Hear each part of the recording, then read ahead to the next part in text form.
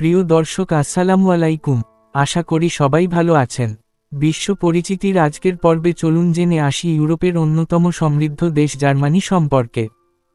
Germany ইউরোপের অন্যতম প্রধান শিল্পোন্নত দেশ।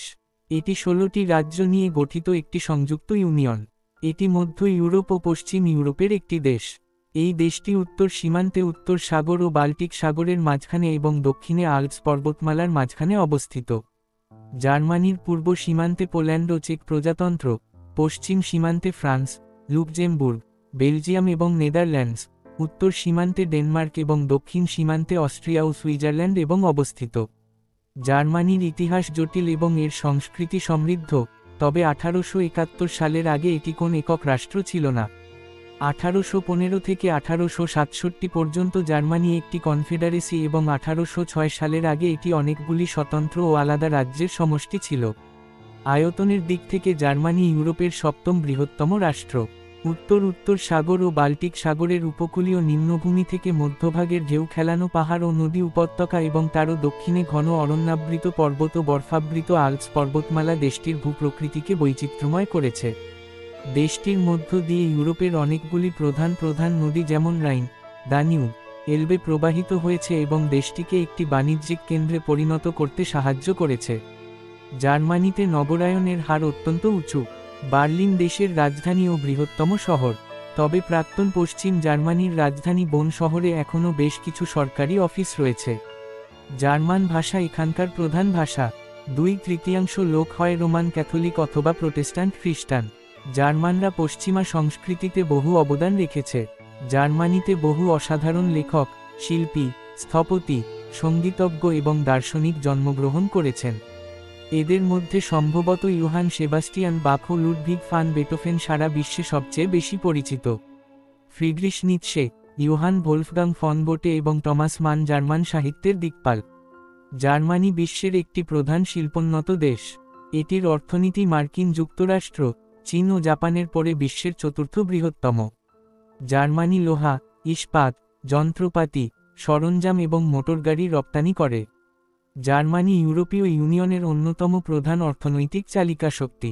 ধারণা করা হয় সুপ্রাচীন নর্ডীয় ব্রোঞ্জ যুগ অথবা প্রাক রোমান লৌহ যুগে জার্মানিতে আদি জাতিগোষ্ঠীগুলোর বসবাস শুরু হয়েছে। দক্ষিণ স্ক্যান্ডিনেভিয়া এবং উত্তর জার্মানি থেকে এই গোষ্ঠীগুলো দক্ষিণ, পূর্ব ও পশ্চিম দিকে বসতি স্থাপন শুরু করে খ্রিস্টপূর্ব প্রথম শতাব্দীতে। এই সম্প্রসারণের ফলে তারা গলের কেল্টীয় গোষ্ঠী এবং পূর্ব ইউরোপের ইরানীয়, বাল্টিক ও স্লাভিক গোষ্ঠীগুলোর সান্নিধ্যে আসে। জার্মানির সেই প্রাচীন ইতিহাস সম্বন্ধে খুব অল্পই জানা গেছে। এখন পর্যন্ত মানুষ যা জানতে পেরেছে তা হল ওই জাতিগুলোর সাথে রোমান সাম্রাজ্যের কিছু লিখিত যোগাযোগের দলিল প্রমাণাদির মাধ্যমে। প্রত্নতাত্ত্বিক গবেষণায় এই তথ্যগুলোর অনেকাংশই উদ্ঘাটিত হয়েছে। অগাস্টাসের রাজত্বকালে রোমান জেনারেল পুবলিয়াস কুইন্টিলিয়াস ভ্যারাস জার্মানিয়াতে আগ্রাসন চালানো শুরু করে। উল্লেখ্য, রাইন থেকে উরাল পর্যন্ত অঞ্চলকে রোমানরা মাঝেমধ্যেই এই নামে ডাকত। এই আগ্রাসন চলাকালেই জার্মানির গোষ্ঠীগুলো রোমানদের যুদ্ধকৌশল সম্বন্ধে জানতে পারে। এই গোষ্ঠীগুলো নিজেদের স্বাতন্ত্র্য বজায় রেখেই রোমান যুদ্ধ কৌশলের অনেকাংশ রপ্ত করতে সক্ষম হয়। 9 খ্রিস্টাব্দে টেউটোবুর্গ বনের যুদ্ধে জার্মানির চেরুস্কান নেতা আর্মিনিউস, রোমান জেনারেল ভ্যারাসের নেতৃত্বে পরিচালিত 9 লেজিয়ানের এক সৈন্যদলকে পরাজিত করে।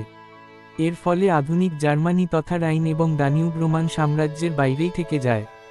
বর্তমান জার্মানি অঞ্চলটি 843 অব্দে ক্যারোলিঙ্গিয়ান সাম্রাজ্যের বিভাজনের ফলে সৃষ্টি হয়। সাম্রাজ্যটিতে ফ্রান্সও অন্তর্ভুক্ত ছিল। এরপর বহু শতাব্দী যাবৎ জার্মানি ছিল দুর্বলভাবে একত্রিত জমিদারি ভিত্তিক কতগুলি দেশের সমষ্টি। 16তম শতকের পর থেকে জার্মান রাষ্ট্রগুলি ইউরোপের যুদ্ধ ও ধর্মীয় সংঘাতে ক্রমশ বেশি করে জড়িয়ে পড়তে শুরু করে।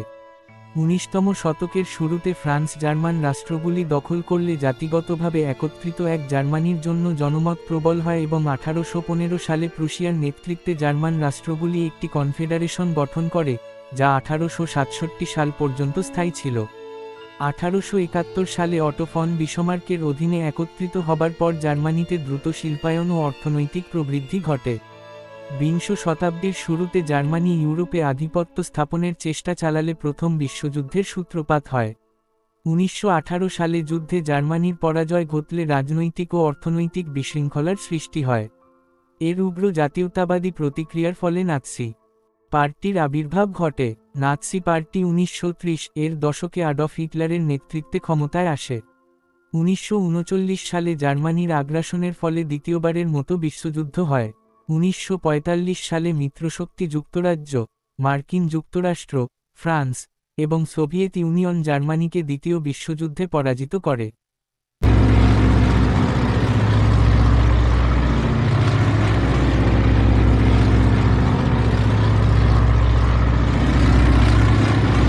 শক্তিগুলির মধ্যকার মিত্রতা 1940-এর দশকের শেষে ভেঙে গেলে সোভিয়েত অঞ্চলটি জার্মান গণতান্ত্রিক প্রজাতন্ত্র তথা পূর্ব জার্মানিতে পরিণত হয়। পশ্চিম নিয়ন্ত্রিত বাকি 3 অঞ্চল একত্রিত হয়ে পশ্চিম জার্মানি গঠন করে। যদিও জার্মানির ঐতিহাসিক রাজধানী বার্লিন পূর্ব জার্মানির অনেক অভ্যন্তরে অবস্থিত ছিল, তা সত্ত্বেও এটিকেও 2 দেশের মধ্যে ভাগ করে দেওয়া হয়। কিন্তু বহু লক্ষ পূর্ব জার্মান অর্থনৈতিকভাবে সমৃদ্ধ ও গণতান্ত্রিক পশ্চিম জার্মানিতে অভিবাসী হওয়া শুরু করলে 1961 সালে পূর্ব জার্মানি সরকার বার্লিনে একটি প্রাচীর তুলে দেয় এবং দেশের সীমান্ত জোরদার করে। 1989 সালে পূর্ব ও পশ্চিম বার্লিনের বাসিন্দারা বার্লিন প্রাচীর ভেঙে ফেলে। এই ঘটনাটিকে পূর্ব ইউরোপে সাম্যবাদের পতন ও জার্মানির পুনঃএকত্রীকরণের প্রতীক হিসেবে গণ্য করা হয়। আনন্দ উৎসবের মধ্য দিয়ে 1990 সালের 3 অক্টোবর 2 জার্মানি একত্রিত হয়ে জার্মান যুক্তরাষ্ট্রীয় প্রজাতন্ত্র গঠন করে। তবে 2 জার্মানির ভিন্ন সংস্কৃতি ও রীতিনীতির মিলন একত্রিত জার্মানির সামাজিক ও অর্থনৈতিক ব্যবস্থায় সমস্যার সৃষ্টি করে। উচ্চ বেকারত্ব এবং অর্থনৈতিক প্রবৃদ্ধির হার হ্রাস এদের মধ্যে অন্যতম। প্রিয় দর্শক, ভিডিওটি ভালো লাগলে লাইক, কমেন্ট এবং সাবস্ক্রাইব করে পাশেই থাকুন।